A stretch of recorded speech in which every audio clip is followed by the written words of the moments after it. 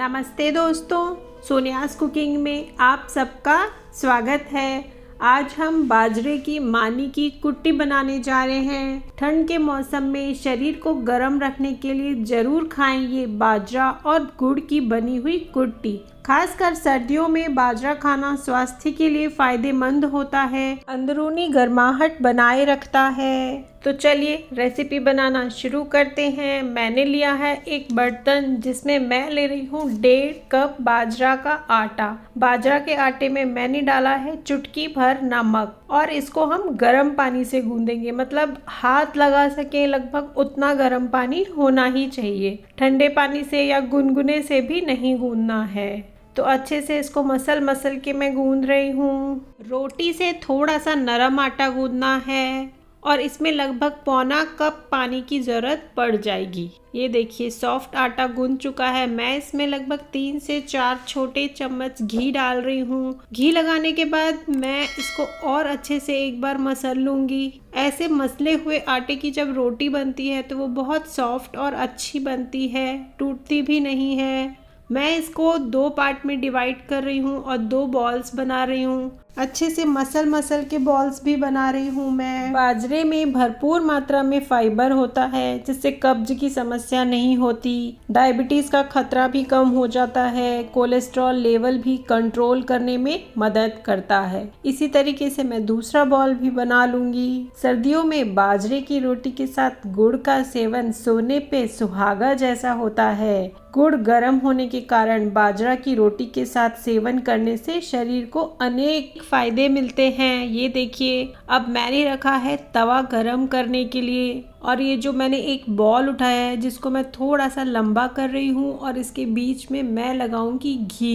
इससे बाजरे की रोटी बहुत ही अच्छी बनेगी। इसके बाद फोल्ड करके मैं वापस से इसको अच्छे से गोला बना रही हूँ। गोला बनाने के बाद मैं इसको हाथ पे ही थोड़ा सा बड़ा करने की कोशिश कर रही हूँ और अगर हाथ में चिपकती है तो हमें हाथ में पानी लगा देना है। पानी लगाने से ये आटा हमारे हाथ में चिपकेगा नहीं। अब मैं तवे पर कुछ बूंदे घी की स्प्रिंकल कर रही हूँ और कुछ पानी की बूंदें। उसके बाद मैंने ये बाजरे की रोटी, सिंधी में जिसे डोडा कहते हैं, इसको मैं अच्छे से तवे पर ही उंगलियों से बड़ा कर रही हूँ। थोड़ा पतला कर रही हूँ मैं, जितना पतला मुझे चाहिए। मुझे बहुत ज़्यादा पतला नहीं चाहिए। उसके बाद मैं खुरपी से इसमें होल बना रही हूँ, ऐसे निशान लगाते हुए। 3 से 4 मिनट कवर करके मैंने इसको पकाया है। धीरे धीरे से करके साइड से हटाते हुए मैं इसको निकाल रही हूँ। ये देखिए दूसरी तरफ से भी मैं ढक कर पकाऊंगी इसको 3 से 4 मिनट। मैं कुछ देर और थोड़ा थोड़ा इसको साइड से पकाऊंगी। अंदर तक सेक जानी चाहिए क्योंकि मोटी है तो उसको अच्छे से पकाना है। इसी तरीके से हम दूसरी रोटी भी तैयार कर लेंगे। मैंने लिया है एक पैन जिसमें मैं लगभग आधा कप घी डाल रही हूँ। मैंने गाय का घी लिया है और जैसे ही घी अच्छे से गर्म होता है मैं डाल रही हूँ इसमें 1.5 चम्मच खसखस डालने के बाद मैं थोड़ी देर इसको रोस्ट करूँगी। इसके बाद मैं इसमें डाल रही हूँ काजू और बादाम। मैंने 5 काजू और 5 बादाम को छोटा छोटा कट करके लिया है।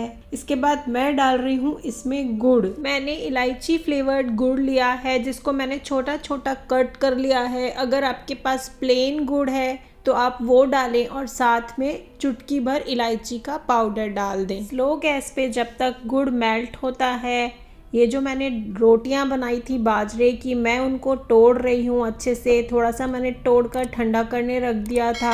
अच्छे से इसको मसलना है। हमारा गुड़ अच्छे से ये देखिए मेल्ट हो गया है और इसमें हमें डालना है ये रोटी का चूरा। थोड़ा थोड़ा बड़ा, थोड़ा कोई पीस छोटा कोई बड़ा होगा तो चलेगा, उससे और अच्छा टेस्ट आता है। इसको हम जल्दी से अच्छे से मिक्स करेंगे कंटिन्यूअसली चारों तरफ से घुमाते हुए। गैस की फ्लेम बिल्कुल लो होनी चाहिए। खाने में ये बहुत ही स्वादिष्ट लगती है। मैं इसमें डाल रही हूँ लगभग 1 चम्मच बटर। ये बिना नमक का बटर है। इसको भी मैं इसमें अच्छे से मिक्स कर रही हूँ। अगर आपके पास सॉल्टेड बटर है आप वो भी डाल सकते हैं। इस सिचुएशन में आप बाजरा के आटे में नमक नहीं डालेंगे। बटर भी सब तरफ से मिक्स हो चुका है। हमारी कुट्टी बनकर तैयार है।